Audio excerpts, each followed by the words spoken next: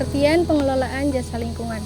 Pengelolaan jasa lingkungan adalah upaya memanfaatkan fungsi ekosistem alam maupun buatan secara berkelanjutan tanpa merusak lingkungan. Jasa lingkungan memberikan manfaat langsung maupun tidak langsung bagi kehidupan manusia seperti penyediaan air, pengendalian banjir, kesuburan tanah, wisata alam, penyimpanan karbon. Alasan pentingnya pengelolaan jasa lingkungan penting untuk menjaga keberlanjutan sustainable, menjaga keseimbangan ekosistem, meningkatkan kesejahteraan masyarakat. Pengertian sumber daya alam dan lingkungan. Sumber daya alam, segala komponen biotik dan abiotik di alam yang saling berinteraksi. Lingkungan, kesatuan ruangan yang mencakup benda, daya, keadaan, makhluk hidup, dan manusia yang memengaruhi kehidupan. Konsep ekonomi hijau.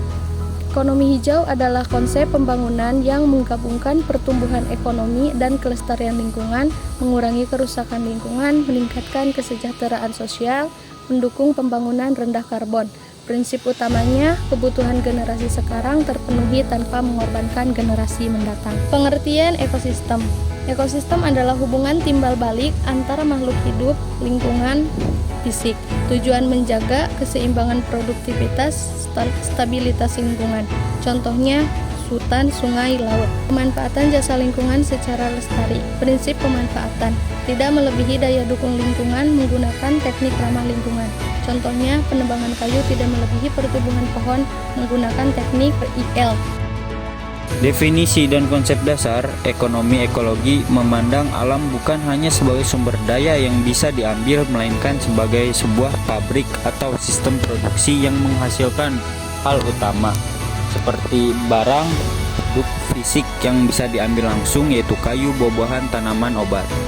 Selanjutnya ada jasa, manfaat non-fisik dari proses ekosistem seperti udara bersih, pengaturan iklim, keindahan alam, siklus air. Selanjutnya, alam sebagai sistem produksi. Ekosistem bertindak sebagai penyedia input untuk ekonomi manusia. Inefisiensi setiap proses ekstraksi atau produksi manusia pasti menghasilkan limbah. Terakhir, fungsi asimilasi. Alam memiliki batas kemampuan untuk menyerap limbah tersebut. Jika limbah melebihi kapasitas serap alam, maka sistem ekologi dan ekonomi di dalamnya akan rusak. Ekonomi dan kegagalan pasar. Keuangan seringkali tidak dihargai secara adil dalam pasar karena publik membatasi orang untuk tidak menikmatinya seperti udara bersih, dan penggunaan oleh satu orang tidak mengurangi jatah orang lain. Selanjutnya ada eksternalitas, dampak aktivitas ekonomi yang tidak dibayar oleh pelaku. Contoh, penebangan hutan di hulu menghasilkan keuntungan pribadi tapi menyebabkan biaya banjir bagi masyarakat di hilir. Contoh jasa lingkungan yang strategis yaitu panas bumi, geotermal, dikategorikan sebagai jasa lingkungan di kawasan hutan. Permen LHK 46 tahun 2016 memungkinkan produksi energi bersih tanpa harus menebang hutan secara masif. Selanjutnya ada wisata alam, memanfaatkan keindahan alam, jasa estetika untuk ekonomi tanpa merusak strukturnya.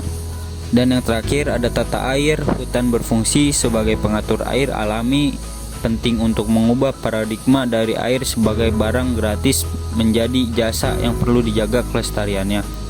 Hubungan lingkungan dan kesehatan. Teori Hendrik L. Bloom, status kesehatan masyarakat ditentukan oleh 4 faktor, yaitu hereditas, pelayanan kesehatan, gaya hidup, dan lingkungan. Faktor lingkungan merupakan determinan utama yang paling berpengaruh. Sensitivitas patogen, suhu, dan kelembaban lingkungan sangat mempengaruhi kelangsungan hidup virus dan bakteri. Lingkungan berfungsi mengatur batas hidup maksimum dan minimum bagi patogen tersebut. Dampak degradasi ekosistem dan deforestasi memicu penyakit buah vektor.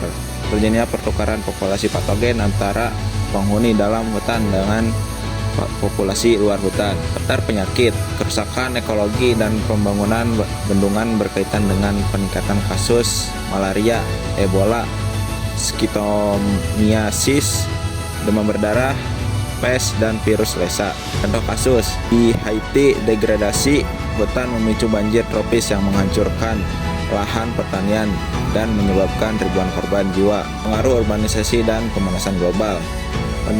Peningkatan kasus DBD, pemanasan global meningkatkan laju gigitan nyamuk. beating rate yang mengakibatkan eskalasi kasus demam berdarah. Urban versus non-urban, kasus DBD di daerah perkotaan terbukti lebih tinggi dibandingkan dengan daerah non-urban. Hutan pengendali penyakit, evaluasi kesehatan. Studi menunjukkan bahwa keberadaan hutan memiliki kaitan negatif atau menurunkan risiko penyakit tertentu. Hutan rakyat efektif menurunkan kejadian malaria. Hutan negara dan rakyat berperan dalam menurunkan kejadian TB, paru, dan pneumonia.